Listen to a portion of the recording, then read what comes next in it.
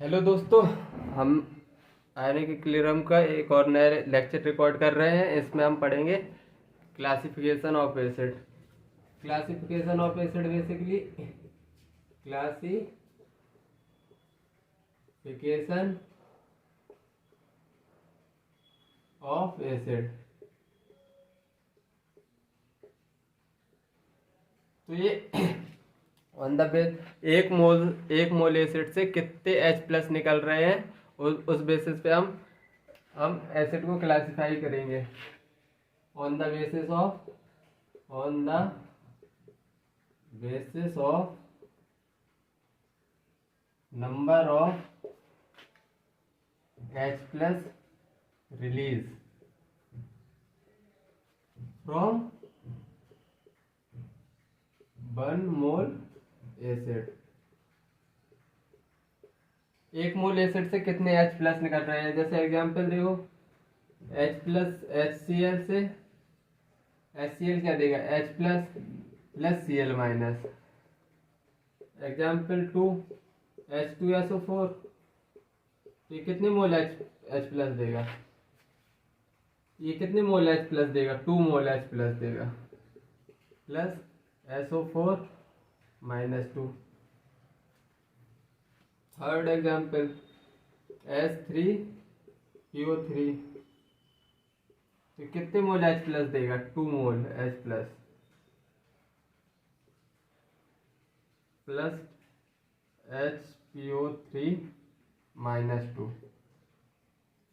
Basically ये 2 मोल H plus कैसे दे रहा है, देखो मैं बताऊँ। इसमें S से जुड़ा हाइड्रोजन निकलेगा, O से जुड़ा हाइड्रोजन निकल सकता है, और हेलोजन से जुड़ा हाइड्रोजन निकल सकता है। तो इसमें 2 मोल H प्लस ही कैसे रिलीज हो रहे हैं, देखो मैं तुमको स्ट्रक्चर से बता दे रहा हूँ। OH OH ये हाइड्रोजन, तो बेसिकली दो मोल H प्लस रिलीज हो रहे हैं, क्योंकि ऑक्सीजन से सिर्फ और सिर्फ 2 मोल H प्लस जुड़े हैं। ये पॉइंट समझ आ गया होगा तुमको। तो बेसिकली यही था। अब हम एसिड को क्लासिफाई कर रहे हैं। एसिड बेसिकली मोनोप्रोटिक होते हैं एंड पॉलीप्रोटिक। मोनोप्रोटिक, दूसरा है पॉलीप्रोटिक।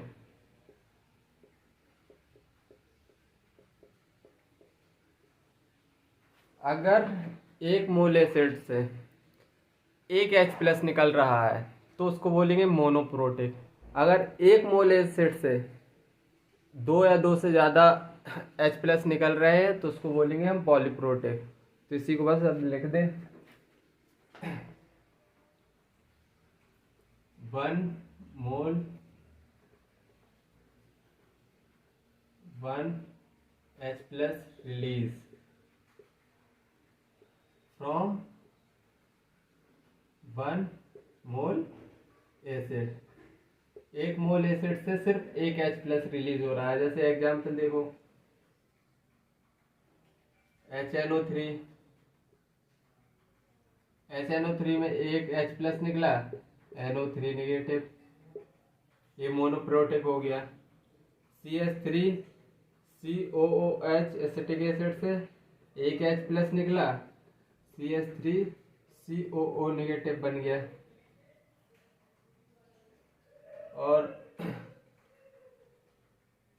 और एग्जांपल लिख लेना पॉलीप्रोटिक के, HCl लिख लो। HCl एक H प्लस दिया इसने, ये भी मोनोप्रोटिक में आएगा। ये हो गया मोनोप्रोटिक। अब पॉलीप्रोटिक, 2 और मोर H plus release from 1 mole acid. Acid एक मोल ही होना चाहिए, मतलब उसी से निकलना चाहिए हाइड्रोजन, 2 और 2 से ज़्यादा। जैसे एग्जांपल H2SO4, H2SO4 में कितने मोल H प्लस रिलीज हुए, 2 मोल H प्लस रिलीज हो रहे हैं, मतलब ये पॉलीप्रोटिक है। Plus SO4 minus 2 H3PO2 H3PO3, इसमें कितने निकलेंगे? तो 2H प्लस रिलीज होंगे plus PO3 minus H2S। Third example देख लो, 2 मोल ऑफ H प्लस निकले, एक मोल से निकल रहे हैं 2H प्लस, एक मोल से ही निकल रहे हैं 2H प्लस, तो मतलब ये हो गए सब पॉलीप्रोटिक। आई थिंक ये समझ में आया होगा मोनोप्रोटिक क्या किसे बोलते हैं, पॉलीप्रोटिक किसे बोलते हैं।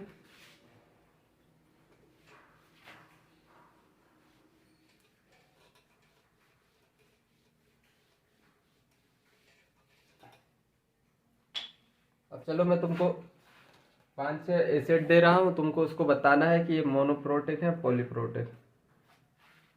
Question, how many acid belong to polyprotic acid, polyprotic acid. Polyprotic acid बताना है तुमको। पहला है HNO3, सेकंड है H3PO3, थर्ड है HCl, फोर्थ है H2S, फिफ्थ है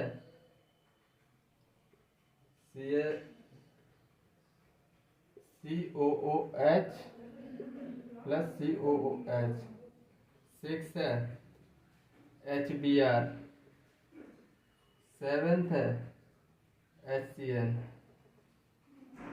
इसमें बेसिकली बताना है तुमको कौन सा मोनोप्रोटिक है कौन सा पॉलीप्रोटिक है। तो पहला देखो, ये पॉलीप्रोटिक है, एक H प्लस दे रहा है, HNO3 एक H प्लस देगा, तो मतलब ये मोनोप्रोटिक है, पॉलीप्रोटिक नहीं है। ये पॉलीप्रोटिक पूछा है। H3PO3, हाँ ये 2 मोल H प्लस दे रहे हैं, अभी डायग्राम से समझाया है, मतलब ये पॉलीप्रोटिक है। HCl क्या 1 मोल H प्लस देगा? हाँ बिल्कुल देगा, तो पॉलीप्रोटिक नहीं होगा। H2S क्या एक से ज्यादा H प्लस रिलीज कर रहा है? हाँ एक से ज्यादा H प्लस रिलीज करेगा, मतलब पॉलीप्रोटिक है। अब इसमें देखो, ऑक्सीजन से 2 H प्लस जुड़े हैं, मतलब कि दोनों H प्लस एसिडिक हाइड्रोजन है, मतलब ये पॉलीप्रोटिक है। HBr एक H प्लस रिलीज हो रहा है इसमें, ये फाइनली पॉलीप्रोटिक नहीं है। HCl ये भी पॉलीप्रोटिक नहीं ही है। चलो अब pH ऑफ पीएच निकाल के दिखा रहे हैं। pH of weak polyprotic diprotic acid find करेंगे। pH of diprotic acid pH of diprotic acid. Suppose that तुमने H2S लिया, तो इसका फर्स्ट डिसोसिएशन हुआ तो H plus HS minus one है, तो इसमें फर्स्ट डिसोसिएशन आएगा कुछ। अरे पहला डिसोसिएशन, पहला H प्लस रिलीज हुआ तो फर्स्ट डिसोसिएशन आएगा कुछ 1 × 10⁻⁸ सपोज दैट। अब इसका सेकंड डिसोसिएशन होगा HS निगेटिव का, तो फाइनली फिर एक H प्लस रिलीज होगा और फिर निकल के आएगा H2 माइनस, तो सेकंड डिसोसिएशन कुछ आएगा 1 × 10⁻16। तो अब इसमें देखो, देखने वाली बात जो समझनी है कि फर्स्ट डिसोसिएशन होगा वो हमेशा ज़्यादा होगा सेकंड डिसोसिएशन से। अगर ऐसे थर्ड डिसोसिएशन होता तो वो और कम होता, मतलब कि फर्स्ट डिसोसिएशन सबसे ज़्यादा होता है, फिर second dissociation, then third and go on. ऐसे सेकंड देख लो, H3PO3 अगर ये फर्स्ट डिसोसिएशन देगा H प्लस H2PO3 निगेटिव, तो तो इसका फर्स्ट डिसोसिएशन आया 1 × 10⁻⁻⁷। अब इसका सेकंड डिसोसिएशन लिखेंगे H2PO3 नेगेटिव। इसका सेकंड डिसोसिएशन कैसे लिखेंगे, एक H प्लस रिलीज कर दो, बकाया लिख दो HPO3-2। सेकंड डिसोसिएशन कितना आया 1 × 10⁻−18। तो इसमें देखो फर्स्ट डिसोसिएशन हमेशा ज्यादा रहेगा सेकंड से and so on. I think ये समझ में आया होगा तुमको। चलो थोड़ी और आगे बढ़ते हैं।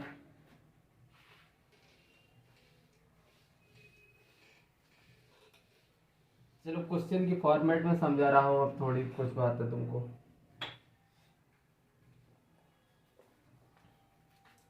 क्वेश्चन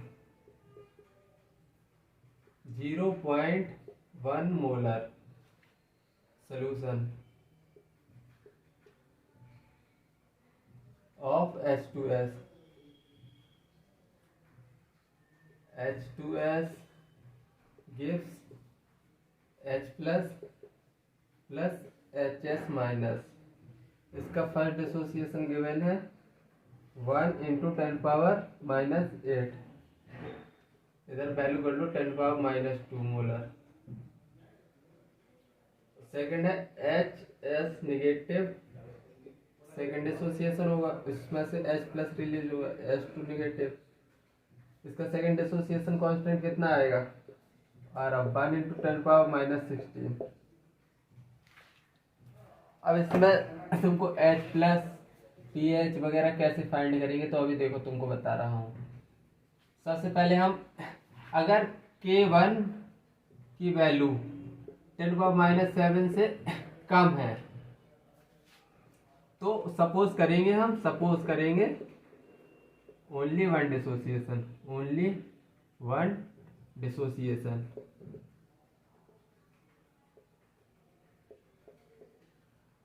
ठीक है, तो अब लिखते हैं पहला H2S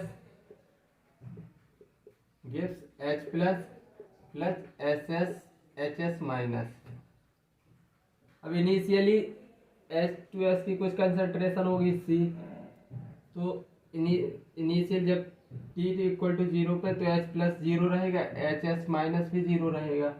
after some time C1 minus alpha, ये मैंने तुमको लिखना सिखा दिया है तुमको, इसलिए मैं डायरेक्ट लिख रहा हूँ। C अल्फा बनेगा, ये C अल्फा, ये मैंने तुमको बता दिया है लिखना। तो H प्लस कितना आया C अल्फा। अपन को pH फाइंड करनी है, तो pH के लिए सबसे पहले हमको H प्लस की जरूरत पड़ेगी, तो H प्लस C अल्फा आया। तो C अल्फा को हम क्या K1C लिख सकते हैं या नहीं। Alpha finally dissociation constant upon C होता है ना, तो इसको फाइनली अल्फा को इधर रखा है तो K1C आया है। ऐसे ही हम लिखेंगे HS माइनस को, तो ये भी C अल्फा है, C अल्फा, तो इसको भी K1C लिख सकते हैं, रूट K1C बेसिकली लिख सकते हैं। अब इसीलिए अब हम सेकंड डिसोसिएशन लिखेंगे K2, तो ये फाइनली होता है concentration of product upon concentration of reactant.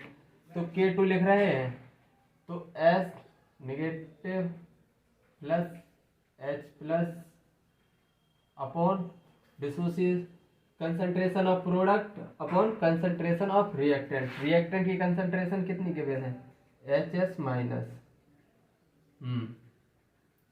अब इधर से देख के बताओ क्या HS और H प्लस की कंसंट्रेशन बराबर है ना, क्योंकि इसका स्टोइचियोमेट्री सेम 1 का है स्टोइचियोमेट्रिक कोएफिशिएंट, तो क्या इनकी वैल्यू को हम इक्वल कर सकते हैं HS माइनस को और H प्लस को। C अल्फा दोनों की आ रही है, तो इसको फाइनली हम कट कर देंगे। तो जो K2 की वैल्यू निकलती है ना, तो वो मतलब सेकंड डिसोसिएशन की कंसंट्रेशन ऑफ H2 की बताएगा। ये तुमको याद रखना है बस, ये इंपॉर्टेंट टॉपिक नहीं है, मतलब इसमें बस इतना ही पूछ सकता है तुमको एग्जामिनर जाके। एक तो pH पूछ सकता है, तो हमने H प्लस निकाल लिया C अल्फा K1C, और फाइनली H2 की कंसंट्रेशन पूछेगा, तो फाइनली वो सेकंड डिसोसिएशन के बराबर होगा। बस तुमको इतनी बात याद रखनी है। चलो देखो अब क्वेश्चन कैसे करते हैं हम लोग। सिंपली कुछ नहीं, अब बस वैल्यू रख देना है। के वन की वैल्यू गिवन है, सी की ये वैल्यू गिवन है, के वन सी। अब मैं वैल्यू रखना दूसरे क्वेश्चन में सिखा दे रहा हूँ। और अगर H2 की कंसंट्रेशन पूछेगा तो सिंपली K2 की वैल्यू रख दो।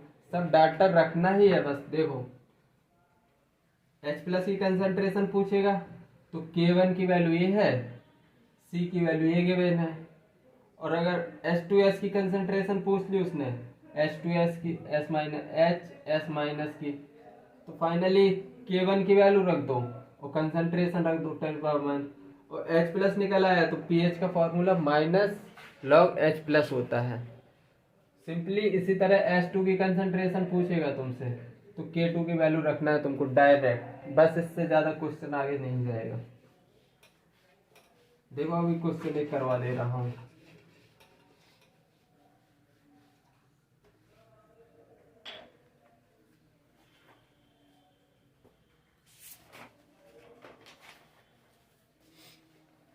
क्वेश्चन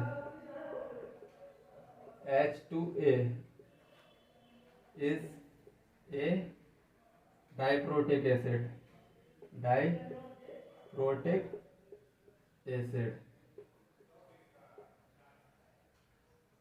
and concentration of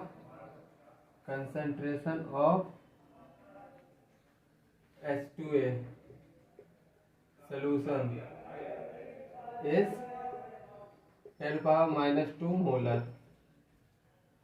तो अब देखो रिएक्शन कैसे लिखेंगे।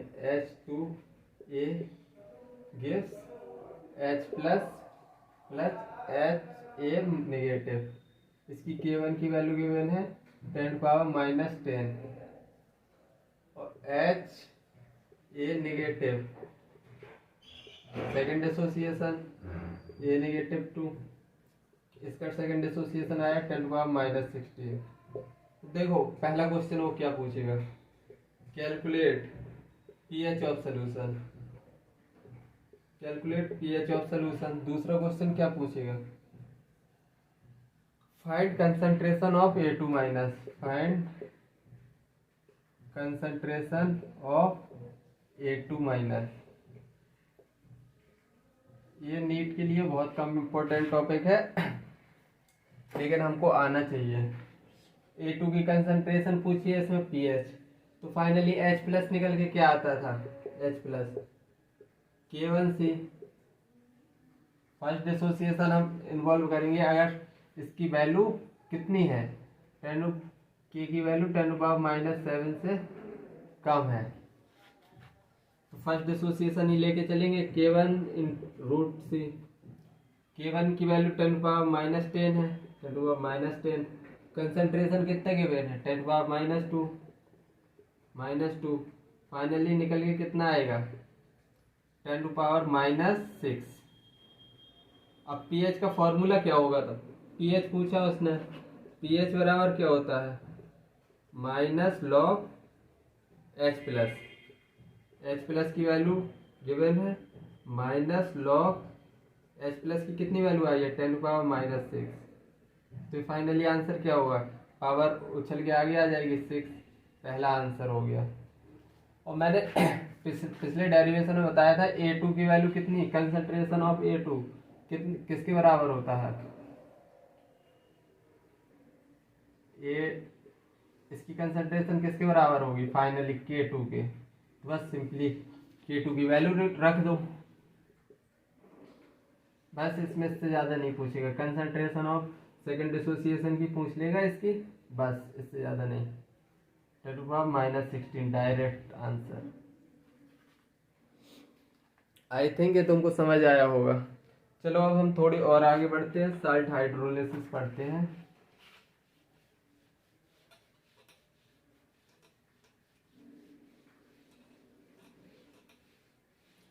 Salt hydrolysis basically salt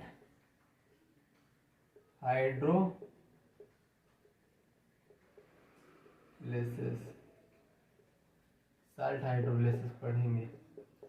salt basically बनता किस चीज से है, एसिड और बेस से मिलके साल्ट बनता है। Suppose that acid plus base gives salt, जैसे HCl plus NaOH, acid plus base मिलके NaCl साल्ट बन गया, plus water, salt plus water give करता है, प्लस वाटर। आई थिंक इतना तो तुमको आता है होगा। अब हम साल्ट को कितने प्रकार के होते हैं, साल्ट हम पढ़ेंगे टाइप्स ऑफ साल्ट कितने प्रकार के होते हैं। टाइप्स ऑफ साल्ट, तो बेसिकली 4 प्रकार के साल्ट होते हैं। पहला strong acid, second strong acid के साथ स्ट्रॉन्ग बेस ले लो, और स्ट्रॉन्ग एसिड के साथ वीक बेस ले लो। थर्ड वीक एसिड के साथ स्ट्रॉन्ग बेस ले लो। फोर्थ वीक एसिड के साथ क्या ले लो, वीक बेस ले लो। 4 प्रकार के साल्ट होते हैं, 4 प्रकार से हम क्लासिफाई करते हैं on the basis of strong acid strong base. तो इसका जैसे strong acid HCl plus strong base क्या होगा NaOH gives NaCl plus H2O। सही है या नहीं? ऐसे स्ट्रॉन्ग एसिड लो, HCl ही ले लो। अब लेना है तुमको वीक बेस, वीक बेस ले लो NH4OH। ये क्या प्रोड्यूस करेंगे NH4Cl प्लस वाटर। अब स्ट्रॉन्ग वीक एसिड लो CH3COH, यह वीक एसिड है, प्लस स्ट्रॉन्ग बेस लो NaOH ले लो। तो ये क्या प्रोड्यूस करेगा साल्ट CH3COONa, साल्ट हो गया, प्लस वाटर रिलीज होगा H2O। अब तुमको वीक एसिड लेना है, वीक एसिड ले लो CH3COOH प्लस वीक बेस। अब वीक बेस लो, वीक बेस NH4OH। अब इसका साल्ट क्या निकल के आएगा CH3COONH4, साल्ट हो गया, ये वाटर रिलीज हो गया। आई थिंक ये 4 प्रकार के साल्ट तुमको कैसे बनाना है तुमको सिखा दिए। अब तुमको वो फाइंड करने को देगा कि मतलब कैसे तुमको मैंने तो बता दिया ये स्ट्रॉन्ग है ये बेस, मतलब एक स्ट्रॉन्ग है ये बेस है, लेकिन तुम कैसे फाइंड करोगे? चलो उसके लिए भी कुछ बताता हूँ।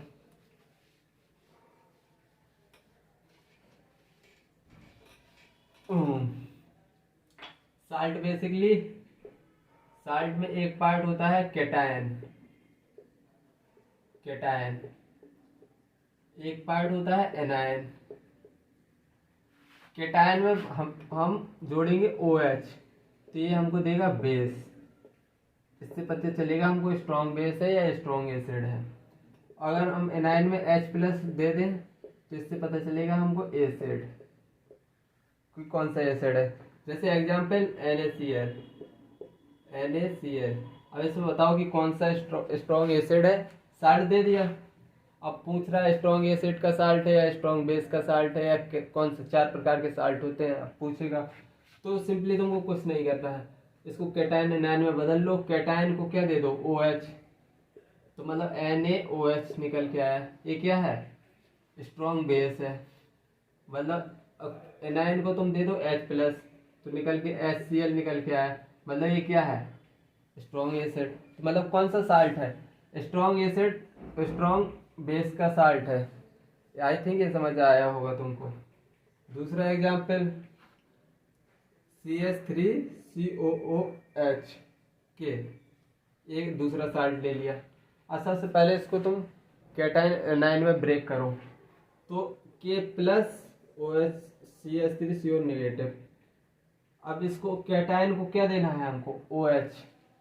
कैटायन को OH दे दो, कैटायन को हमने OH दे दिया। एनायन को हम क्या देंगे, H प्लस, CH3COO। एनायन को हमने H प्लस दे दिया। एक कौन सा साल्ट है, क्या है ये, स्ट्रॉन्ग एसिड है, स्ट्रॉन्ग बेस, स्ट्रॉन्ग बेस है। और ये वीक एसिड है। तो मतलब ये कौन सा साल्ट निकल के आया है, स्ट्रॉन्ग बेस और वीक एसिड का। आई थिंक तुमको चमक रहा होगा। Third NaCN। तो अब इसको हम सबसे पहले, इसमें कौन सा एसिड कौन सा बेस प्रेजेंट है, तो सबसे पहले हम इसको कैटायन और एनायन में ब्रेक करेंगे, पॉजिटिव नेगेटिव। कैटायन को क्या देना है हमको, OH, तो NaOH। तो ये क्या निकल के आया है, NaOH, स्ट्रॉन्ग बेस है। और HCN, एनायन को हमको क्या देना है, H प्लस, एनायन को H प्लस दे दो, HCN। बेसिकली ये वीक एसिड होता है। आई थिंक तुमको ये भी चमका होगा। चलो तुमको और करवा दे रहा हूँ NH4HS का। NH4HS ये कैटायन है, ये एनायन है। कैटायन को क्या देना है, NH4, कैटायन को OH दो। तो ये क्या निकल के आया है, वीक बेस।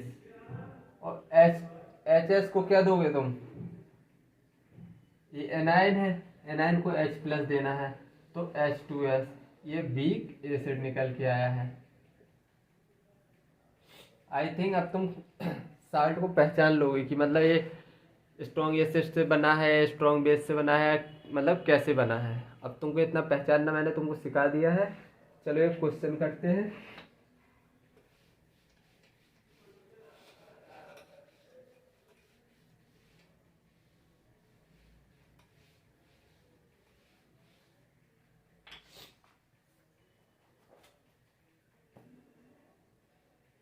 पहला question, select strong acid. Question ऐसे बनता है नीट में, strong acid and weak base salt. इसमें 4 ऑप्शन दे देगा वो तुमको, NaCl, B option Na2SO4 negative, C option देगा वो NH4 SO4, D option CH3COO Na। अब इसमें तुमको फाइंड करना है कि मतलब बेसिकली, अब इसमें तुमको क्या फाइंड करना है, इसमें फाइंड करना है तुमको कौन सा स्ट्रॉन्ग एसिड है, कौन सा वीक बेस है। तो सबसे पहले इसको कैटायन में और एनायन में बदल दो, कैटायन एनायन में, कैटायन एनायन में बदल दिया। अब कैटायन को क्या देना है, OH, और एनायन को HCl देना है। कैटायन को क्या देना है, N, और एनायन को क्या देना है, H2SO4। NH4, कैटायन को OH दो, एनायन को H दो, कैटायन फिर आ गया, कैटायन Na है, Na को OH दो, एनायन को H दे दो, CH3COOH। अब फाइंड कर लो कौन सा स्ट्रॉन्ग एसिड है, वीक एसिड है, वीक बेस का साल्ट है। ये है स्ट्रॉन्ग बेस, ये है स्ट्रॉन्ग एसिड। तो फाइनली ये ऑप्शन से हट गया।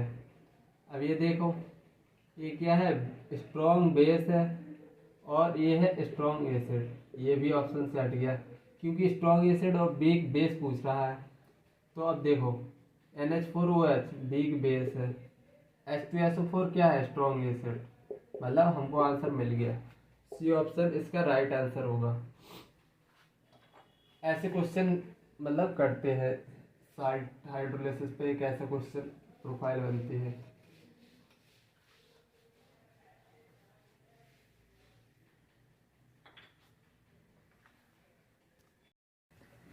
अब हम समझेंगे हाइड्रोलिसिस।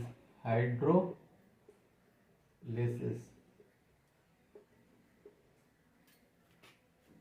हाइड्रोलिसिस बेसिकली H और OH bond break in chemical reaction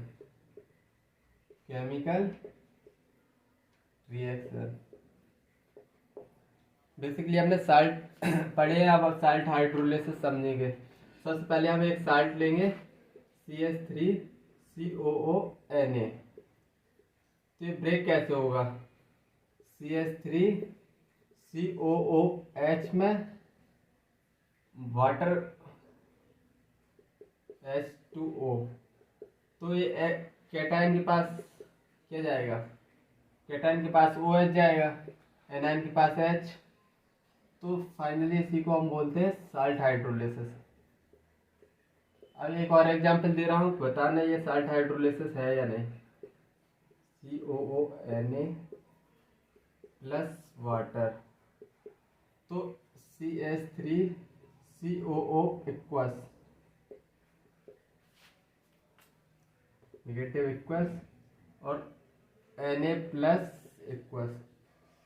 क्या ये साल्ट हाइड्रोलिसिस है? नहीं, ये साल्ट हाइड्रोलिसिस नहीं है।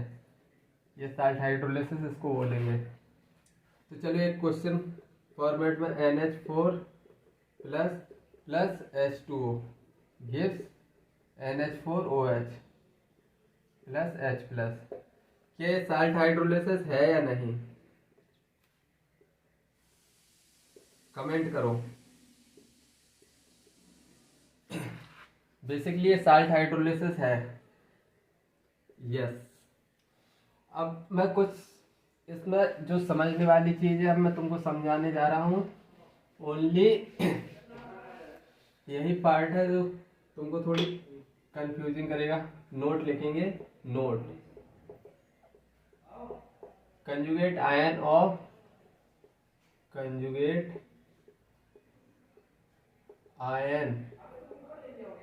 Of weak acid and weak base participate in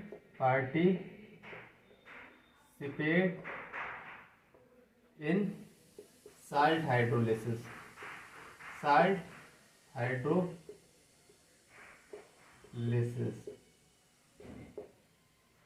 conjugate ion of, पहला पॉइंट। दूसरा पॉइंट कंजुगेट, अभी मैं आगे समझा रहा हूं। Conjugate ion of strong acid and strong base do not participate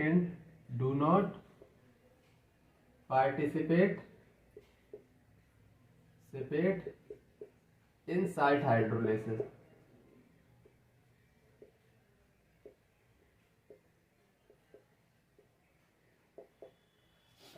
basically अब देखो रीजन समझ लो, इन दोनों जो नोट में लिखे हैं हम इसका रीजन समझते हैं। Reason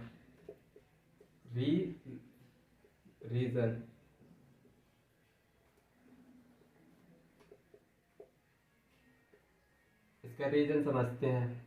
conjugate ion of weak acid participate करते हैं साल्ट हाइड्रोलिसिस में, जबकि strong conjugate ion of strong acid strong base participate नहीं करते। सपोज दैट सबसे पहले हम स्ट्रॉन्ग एसिड लेते हैं, स्ट्रॉन्ग एसिड है ये फर्दर टूटेगा H प्लस और Cl माइनस में। जी हाँ, बिल्कुल टूटेगा। अब Cl इसका बी के स्ट्रॉन्ग एसिड का कंजुगेट आयन क्या है? Cl minus.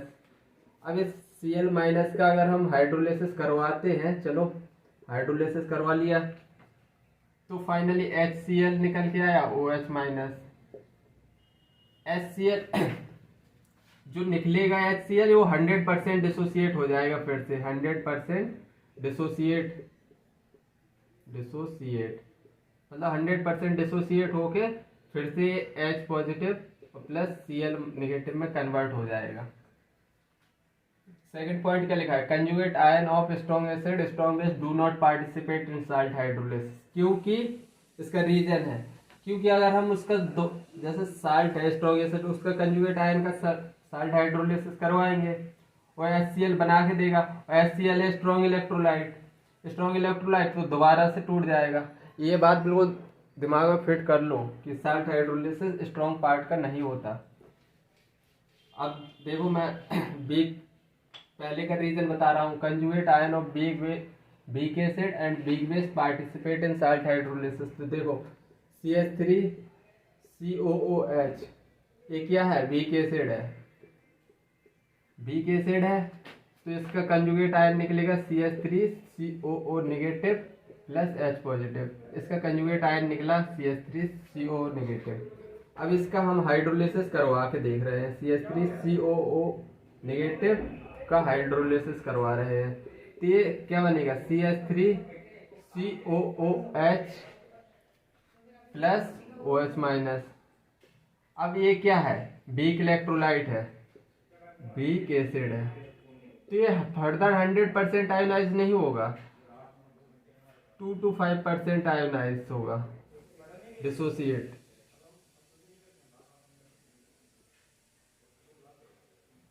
तो मतलब इसीलिए हम मतलब स्ट्रॉन्ग एसिड और स्ट्रॉन्ग बेस का करवाएंगे। स्ट्रॉन्ग तो वो 100% डिसोसिएट हो जाते हैं, जबकि वीक इलेक्ट्रोलाइट, वीक एसिड और वीक बेस 100% डिसोसिएट नहीं होते हैं, इसीलिए इसका weak part conjugate ion of weak acid या वीक बेस का साल्ट हाइड्रोलिसिस हम करवाते हैं। चलो हम चारों जो हमने चारों पढ़े हैं, 4 टाइप के साल्ट कौन कौन से होते हैं, आप उसमें देखते हैं कि कौन सा हाइड्रोलिसिस पाया जाता है। तो सबसे पहले लिखेंगे salt of strong acid strong base, salt of strong acid and strong base. सबसे पहले HCl प्लस NaOH गिव्स क्या क्या देगा, NaCl प्लस वाटर, ये क्या है, स्ट्रॉन्ग एसिड है, और ये क्या है, स्ट्रॉन्ग बेस। मतलब इसमें साल्ट हाइड्रोलिसिस नहीं होगा, इसमें no salt hydrolysis, no salt hydrolysis.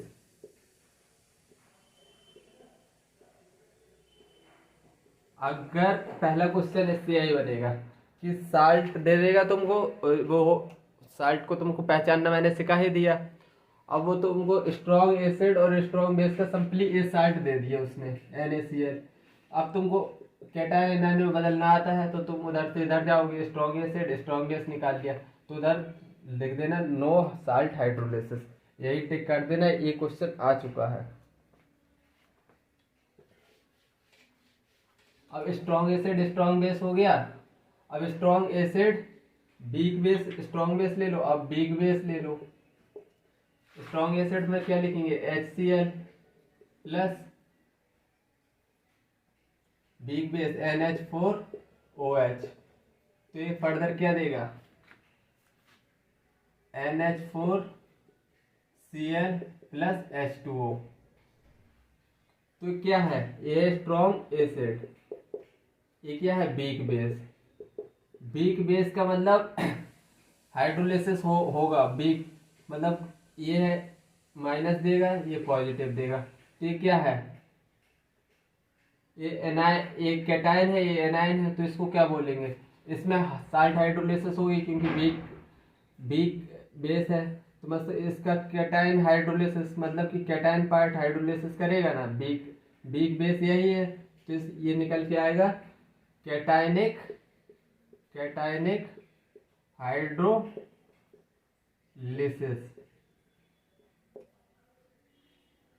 तुमको एक साल्ट दे देगा, फिर तुमसे पूछेगा क्वेश्चन कैसे बनता है, एक साल्ट दे दिया, अब पूछेगा इसमें कौन सा हाइड्रोलिसिस पाया जाएगा। तो तुमको सबसे पहले उसको आइडेंटिफाई करना है, स्ट्रॉन्ग एसिड है या वीक एसिड है। तो अब तुमने आइडेंटिफाई किया स्ट्रॉन्ग एसिड है ये, और वीक बेस है। वीक बेस में मतलब सिंपली कैटायनिक हाइड्रोलिसिस, तो कैटायन आता है, कैटायनिक हाइड्रोलिसिस लिख दिया इसमें।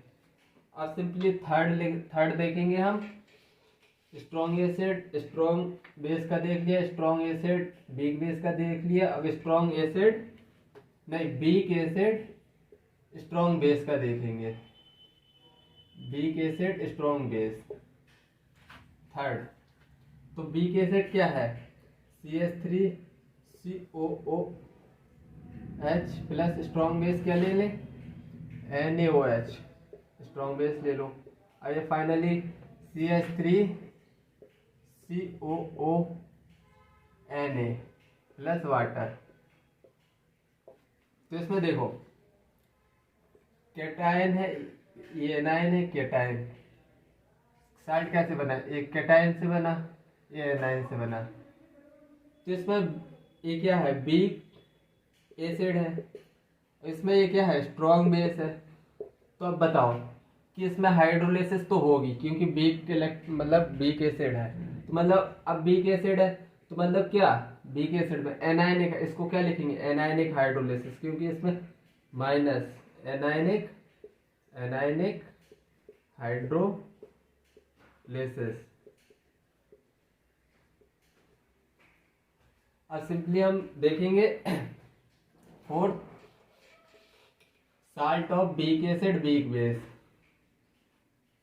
Weak acid and weak base. Weak acid लिख दो एक CH3COOH plus weak base NH4OH, weak base लिख दिया। तो अब इससे निकलेगा CH3COONH4 प्लस H2O। अब इसमें ये है क्या है, वीक एसिड है और ये क्या है, वीक बेस। तो इसमें कैटायनिक प्लस एनायनिक दोनों हाइड्रोलिसिस हो रही है, मतलब कि कैटायनिक पार्ट भी हाइड्रोलिसिस करेगा, एनायन भी। तो मतलब इसमें लिखेंगे cationic and anionic hydrolysis.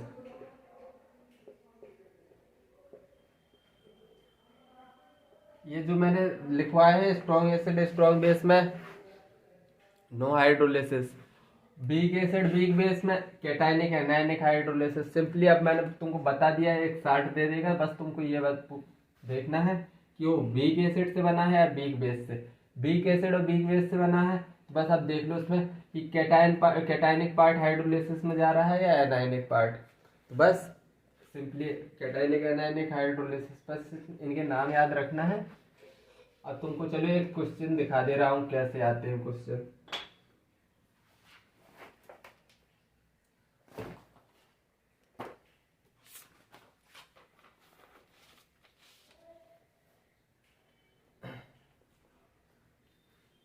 Question, select the salt in which anionic hydrolysis occur, anionic hydrolysis occur। पहला A B C D NaCl CH3COONa Na2SO4 NaNO3। तो हमने कैटायनिक एनायनिक हाइड्रोलिसिस किस में पढ़ी थी, तो देखो सबसे पहले इसमें देखो NaCl पॉजिटिव नेगेटिव, पॉजिटिव को क्या दे दो, कैटायन को OH दे दो NaOH, और एनायन को क्या दे दो HCl, मतलब ये स्ट्रॉन्ग बेस निकल के आया और ये स्ट्रॉन्ग एसिड। तो इसमें तो नो हाइड्रोलिसिस होती थी, नो हाइड्रोलिसिस। अब इसमें देखो CH3COO, इसको नेगेटिव दे दो, इसको पॉजिटिव, CH3COOH, ये वीक एसिड आ गया, और NaOH क्या है, ये स्ट्रॉन्ग बेस, स्ट्रॉन्ग बेस आ गया। तो क्या वीक एसिड में कैटायनिक हाइड्रोलिसिस पाई जाती थी स्ट्रॉन्ग बेस में, हाँ इसी में पाई जाती थी कैटायनिक हाइड्रोलिसिस, क्योंकि इसका वीक पार्ट हाइड्रोलिसिस करेगा। आई थिंक तुमको एनायनिक हाइड्रोलिसिस समझ में आ गई होगी, क्योंकि एनायन पार्ट है जो वीक है, तो मतलब इसमें एनायनिक हाइड्रोलिसिस पाई जाएगी, इसलिए बी ऑप्शन। चलो आज का कार्यक्रम इधर ही खत्म करते हैं। सब तक के लिए बाय।